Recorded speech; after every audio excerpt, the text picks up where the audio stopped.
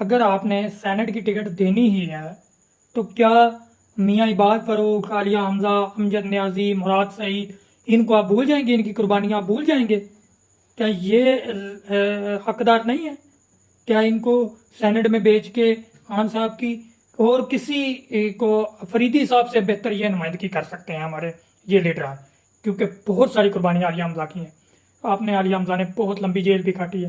صنم جوید کی بہت ساری قربانیاں، امجد نیازی کی بہت ساری قربانیاں، مراد سعید جس کو ابھی تک جو ہے وہ چھپنا پڑ رہا ہے، ابھی تک جو ہے وہ روپوش ہونا پڑ رہا ہے، کیا وہ اگر ترجمانی کر سکتے ہیں تو یہ لوگ خان صاحب کی ترجمانی کر سکتے ہیں؟ ورکر کو کسی کو آگے لے کے وہ ترجمانی کر سکتے ہیں. جس کے پاس مال ہے، پیسہ ہے، ٹکٹ دیکھی، منو نوٹ ہوا میرا موڈ بنے تو اس کو آپ لا کے تو دکھا رہے ہیں چند کھانے کے لیے. اس طرح نہ کریں خدا کے لیے. یہ خان صاحب کی پارٹی کے منشور کے خلاف کر رہے ہیں. نظریاتی لوگوں کو، ان کے دلوں کو ٹھیس پہنچانے کے لیے آپ لوگ یہ کر رہے ہیں.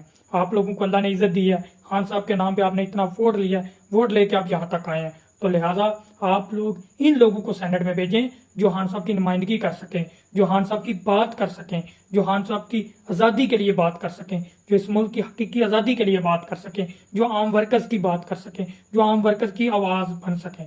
Thank you so much. Video آپ دیکھیں بھی اور اس کو ضرور ری پوسٹ کیا کریں، لائک بھی کیا کریں، شیئر بھی کیا کریں. Thank you so